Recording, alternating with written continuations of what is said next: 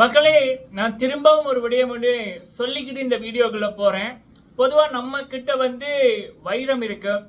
ஆனா நம்ம தங்கத்தை பார்த்து பிரமிப்பா அதை பார்த்து ஆசைப்படுவோம். அதை பற்றியே பேசிக்கிட்டு இருப்போம்.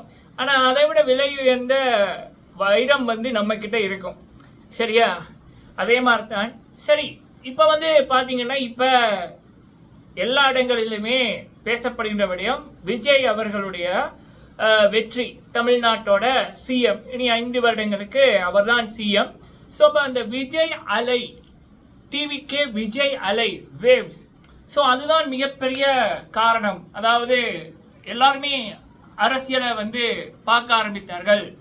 வேற நாடுகளில் இருக்கிறவங்க கூட தமிழ்நாட்டு அரசியலை பற்றி பேச ஆரம்பித்தார்கள். அதுக்கு அவ்வளோ இன்ட்ரெஸ்ட் கொடுத்தாங்க.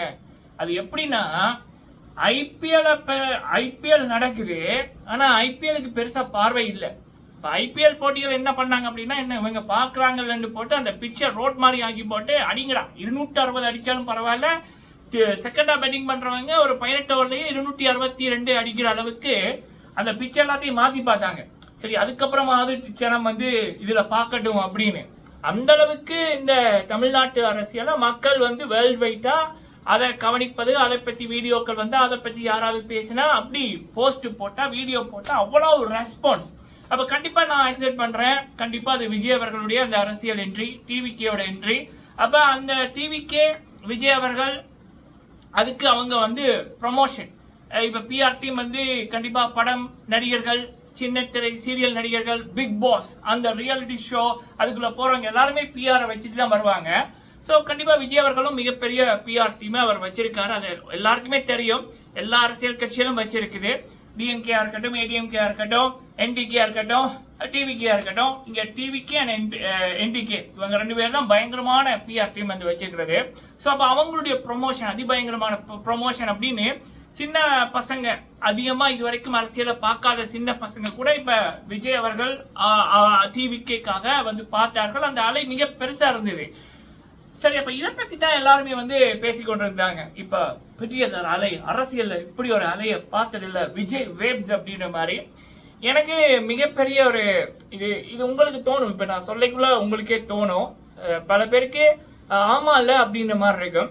அதாவது கிட்டத்தட்ட இதை விட, இந்த விடயத்தை விட எந்த விதமான பிஆர் டீமும் இல்லாமல், எந்த விதமான பிஆர் கம்பெனிகள்கிட்ட கோடிகளை கொடுக்காம, எந்த விதமான பிஆர் டீமையும் நாடாமல், சொல்லி கேமராக்களை பெரிய பெரிய சேனல்களை வர வைக்காம, ஒரு நபருடைய குரல், ஒரு நபருடைய வீடியோ, அந்த நபர் மக்களுக்காக பண்ண ஒரு போராட்டம், அந்த உண்மைக்காக அவர் நின்ன விதம், அது பெரிய ஒரு அரசியல்ல அது வரைக்கும் அரசியலை பார்க்காதவர்களை, அது யூடியூப்ல அரசியலை பற்றி தேடாதவர்களை நடுசாமம் ஒரு நபருக்காக தூங்காம அடுத்த நாள் காலையில வரைக்கும் என்ன அப்டேட், அவரோட முகத்தை பார்க்கணுமே அப்படின்னு போட்டு கிட்டத்தட்ட ஒரு 30 மணித்தியாலங்கள் அப்படியே தூங்காம இருந்து இவரை பார்த்ததுக்கு அப்புறம் தூங்கினவர்கள் அப்படின்னு நான் நேர்லைய பார்த்த ஒரு நபர் அப்படின்னா அது மிஸ்டர் அர்ஜுனா ராமநாதன் சார் அவர்கள். அந்த ஒரு அலைக்கு கிட்ட நான் அந்த அலையை பார்த்தவன். சரிங்களா? அர்ஜுனா ராமநாதன் சார் அப்படின்ற ஒரு அலையை பார்த்தனா, அந்த வேவ்ஸை பார்த்தனா, அதை அனுபவித்த நான். சரியா?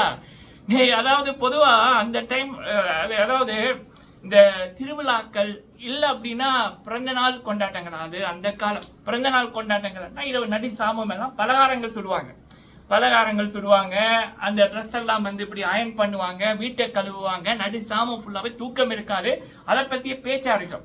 இல்லைன்னா அந்த புத்தாண்டு பிறக்கைக்குள்ள இப்படியான விடயங்கள் நடக்கும். சரியா? விடிய விடிய. ஆனால் அதை விட ஒரு 100 மடங்கு ஒரு ஊரே சேர்ந்து அந்த ஊரில் இருக்க ஒரு 99 விதமான பேர் தூங்க இல்லை. அர்ஜுனா ராமநாதன் என்னாச்சு அவர்கிட்ட, இந்த பிள்ளைக்கு என்னாச்சு, அவருக்கு என்னாச்சு, அந்த டாக்டருக்கு என்னாச்சு, அந்த வைத்தியருக்கு என்னாச்சு, பாருங்க இத்தனை பேர் கூட்டம் போடுறானுங்க, இந்த கூட்டம் எல்லாம் யாரு அப்படின்னு அந்த வேவ்ஸ் இருக்கு பாருங்க. அதுக்கப்புறம் அவர் கிரியேட் பண்ண வேவ்ஸ் இருக்கு பாருங்க. வைத்தியரா இருந்து எங்கால அரசியல்வாதி, டாக்டரா இருந்து பாராளுமன்ற உறுப்பினர் அப்படின்னு அவர் கிரியேட் பண்ண அந்த வேவ்ஸை பார்த்த நமக்கு அதுதான் பெருசா இருந்தது. ஏன்னா அது எந்த விதமான ப்ரொமோஷனும் இல்லை, சொல்லி செஞ்சதுகளும் இல்லை, ஸோ பட் அது ரியலாக வந்தது சரிங்களா. அப்போ இப்போ வந்து பல இடங்கள்ல விஜய் வேவ்ஸ் அப்படின்னு வந்து அந்த விஜயோட அலை அது உண்மை, விஜய் அவர்களுடைய அலை வந்து உண்மை. ஆனால் நான் அதை விட ஒரு 3 மடங்கு பெரியதொரு ரியல் அலையை வந்து பார்த்தேன்னா அப்போ அதை வந்து நம்ம வந்து எப்பயுமே என்னோட மனசில் இருக்கிறத அப்படியே சொல்லிடுவேன் சரிங்களா. அப்போ இந்த வீடியோ போடக்குள்ள அதை சொல்லிக்கிட்டு ஆரம்பிக்கணும் அப்படின்னு எனக்கு தோணிச்சு. சரி, அப்படிப்பட்ட அலை மூலம் வந்தவர் தான் அர்ஜுனா ராமநாதன் சார் அவர்கள். மிகப்பெரிய அலை, இலங்கை தமிழ் அரசியல் அது வரைக்கும் அப்படி ஒரு அலையை பார்த்ததில்ல, இவர் தான் அப்படி ஒரு அலையை காமிச்சாரு. ஸோ அதுக்கு அர்ஜுனா ராமநாதன் சார் அவர்களுக்கு முதல்ல எத்தனை பேர் யூடியூப்ல அரசியல் டாபிக்கை தேடினவங்கன்னு எனக்கு தெரியாது. எத்தனை அரசியல் இருந்தவர்கள் யூடியூப்ல வந்து நாங்கள் இங்கே இருக்கிறோம், இதை பற்றி பண்றோம், இதை பண்றோம் அப்படின்னு சொன்னதே எனக்கு தெரிஞ்சு ஞாபகமே இல்லை. பட் இவர் ஆரம்பிச்சு வச்சதுக்கு அப்புறம் தான் இப்ப சில பேர் பண்ணி கொண்டிருக்காங்க சரிங்களா. எல்லாம் அத்திவாரம் போட்டது மிஸ்டர் அர்ஜுனா ராமநாதன் சார் அவர்கள் சரிங்களா. அப்படி ஒரு அலையை கிரியேட் பண்ணதே அர்ஜுனா ராமநாதன் சார் அவர்கள். அந்த வேவ்ஸுக்கு முன்னால அதை பார்த்து வேண்டாம் பிரமிப்பா. அது வரைக்கும் ஃபர்ஸ்ட் எக்ஸ்பீரியன்ஸ் இது பெஸ்ட் எக்ஸ்பீரியன்ஸ் சொல்லுவாங்கல்ல. இப்போ நான் அந்த ஃபர்ஸ்ட் எக்ஸ்பீரியன்ஸை பார்த்து பிரமிச்சு போனேன் சரிங்களா. இது ஸ்டார்டம் அப்படின்வாங்கல்ல, அதை விட மிகப்பெரிய இந்த real stardom Arjuna Ramanathan sir அவர்களுடைய அந்த தாக்கம். ஸோ 2.5 வருஷத்துக்கு முதல் நடந்தது கூட நான் இப்போ இப்படி பேசுறேன் அப்படின்னா அப்படி ஒரு தாக்கம் எனக்குள்ள ஏற்பட்டிருக்கு அப்படி என்பது சரிங்களா. நான் வியந்து பார்த்தேன் சத்தியமா. அதெல்லாம் படத்துல தான் பார்க்க முடியும். தனி ஒருவன் அப்படின்ற மாதிரி ஒரு படத்துல அந்த பாட்டு வருமில்ல, தனி ஒருவன் நினைத்து விட்டால் அப்படின்ற மாதிரி அந்த ஒரு இது ஒன்று வருமில்ல, அதெல்லாம் இவருக்கு பொருந்தும் சரிங்களா, அர்ஜுனா ராமநாதன் சார் அவர்களுக்கு. சரி, ஓகே. அப்ப அப்படி இருக்கக்குள்ள அப்படி அந்த அலை மூலம் வந்த அர்ஜுனா ராமநாதன் சார் அவர்கள் இந்த அலையை உருவாக்கிய சிஎம் விஜய் அவர்களுக்கு வந்து அவருடைய குரலை வந்து ஆரம்பத்திலிருந்தே கொடுத்து கொண்டிருந்தாங்க. விஜய் அவர்கள் வெல்லோனும் அப்படி என்பதை வெல்வார் அப்படி என்பதை அடிச்சு சொன்னார் சரிங்களா. அதை பற்றி நான் ஒரு வீடியோ முதல் போட்டுட்டேன். அந்த காரணம் இருக்குல்ல, அதை வந்து அர்ஜுனா ராமநாதன் சார் அவர்கள் ரீசெண்டா ஒரு வீடியோல சொல்லியிருந்தாங்க. அப்ப நான் இதை வந்து அதை வந்து பேசணும் அப்படின்னு ஆசைப்பட்டேன். அதே நேரத்துல நான் பல தடவை நான் சொல்லியிருப்பேன், அர்ஜுனா ராமநாதன் சார் அவர்கள் எப்பயுமே மக்களோட கருத்தை தான் சொல்வார் அப்படின்னு. அதை மக்கள் வெளிச்சம் போட்டு காமிச்சு கொண்டிருக்காங்க உலகம் ஃபுல்லா. அது என்ன அப்படின்றது 2 விடயங்கள் இந்த வீடியோல பார்க்கலாம். நீங்க போடுற லைக் பல பேருக்கு இந்த வீடியோவை கொண்டு போய் சேர்க்க உதவும். முடிந்தா லைக் பண்ணுங்க, ஷேர் பண்ணுங்க. உங்களுடைய கருத்துக்கள் கேள்விகள் இருந்துச்சுன்னா கேளுங்க, சொல்லுங்க. ஓகே, ஃபர்ஸ்ட் வந்து அர்ஜுனா ராமநாதன் சார் அவர்கள் மிக அழகாக ஒரு விடயத்தை சொன்னாங்க. அதாவது இப்போ ஏடிஎம்கே டிஎம்கே அவங்களோட ஆட்சியில என்ன நடந்துச்சு அவங்க பார்த்துக்கிட்டு சும்மா இருந்தாங்க அப்படி என்பது உங்களுக்கு தெரியும், புலம்பெயர்ந்த உறவுகளுக்கு தெரியும் சரியா. ஸோ அதனால அவங்க வேணாம் அப்படி என்பது இது என்னுடைய வியூ இல்லை, அர்ஜுனா ராமநாதன் சார் அவர்களுடைய வியூ. அவங்களுடைய அந்த நோக்கம் விஜய் அவருக்கு வேணும், விஜய் வெல்லணும் அப்படி என்பது அவர் மக்களுக்காக அவர் எடுத்த முடிவு சார் அவர்கள் சரியா. சரி, என்டிகே வந்து சொல்லவே வேணாம், பக்கா பித்தலாட்டம்.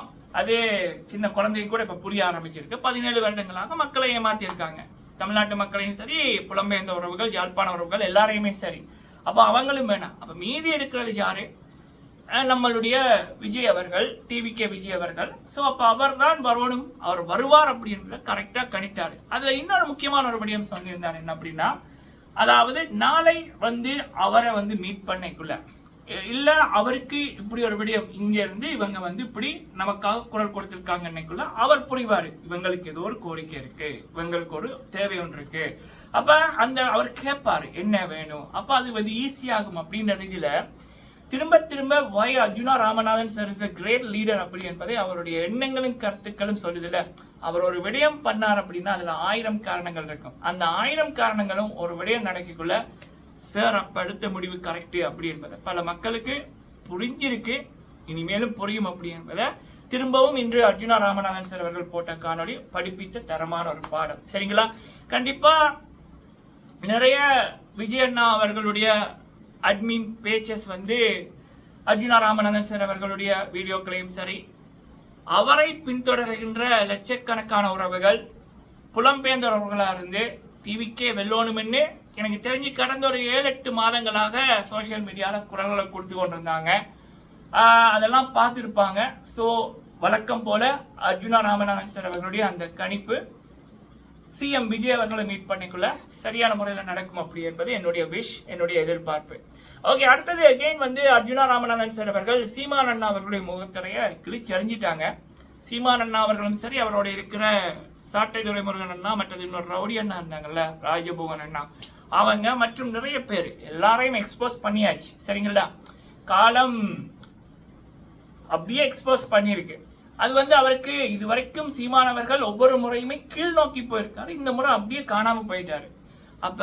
இப்ப அர்ஜுனா ராமதாஸ் அவர்கள் வார்த்தைகள்ல சொன்னது, அதாவது இவர் மக்களை ஏமாத்துறாங்க, சீமானவர்கள் சீமானண்ணா மக்களை ஏமாத்துறாங்க, காசுக்காகத்தான் இவரது நாடகங்கள் அப்படி என்பதை அர்ஜுனா ராமதாஸ் அவர்கள் சொன்னதை இப்ப வெளிநாடுகள்ல இருக்கிற பல ஆயிரக்கணக்கான மக்கள் அதை அக்செப்ட் பண்ணி சீமானவர்களுடைய தோல்வியை கொண்டாடி கொண்டிருக்காங்க. லண்டன்ல கேக் கட் பண்றாங்க, கனடால ஏழைகளுக்கு உணவு கொடுத்து கொண்டாடுறாங்க. ஏன்னா சீமான் தோத்துட்டாரு அப்படின்னு. விஜய் வின் பண்ணதுக்கு டிஎம்கே தோத்ததுக்குன்னு இல்லாம சீமான் தோத்துட்டாரு. அதாவது புலம்பெயர்ந்த உறவுகளோட காசு நீ தப்பிடும் அப்படின்ற ரீதியில அர்ஜுனா ராமதாஸ் அவர்களுடைய குரல் மட்டும்தான் இப்ப பல பேருக்கு தெரிஞ்சிருக்கும். ஆனா இப்ப அர்ஜுனா ராமதாஸ் அவர்கள் பேசினா பல்லாயிரம் பேருக்கு போகும். ஆனா பல்லாயிரம் பேர் பேசியும் பல பேருக்கு போகாம இருந்திருக்கு. அதன் வெளிப்பாடுதான் இப்ப சீமான் அவர்களுடைய படுதோல்வியை உலகெங்கும் இருக்கின்ற பல தமிழர்கள், முக்கியமா யாழ்ப்பாணத்தில் பிறந்து இப்ப புலம்பெயர்ந்த உறவுகளா இருக்கிற பல பேர் கொண்டாடி கொண்டிருக்காங்க. சரிங்களா? இங்கேயும் அர்ஜுனா ராமதாஸ் அவருடைய வார்த்தைகள் எவ்வளவு தூரம் மக்களோட கருத்துக்கள் அப்படி என்பதை இந்த காலம் படிப்பிச்சிருக்கு, படம் போட்டு அப்படி என்பதை சிறப்பாக காண்பித்திருக்கு. சரிங்களா? நீங்கள் உங்கள் கருத்துக்களை சொல்லுங்கள். நன்றி.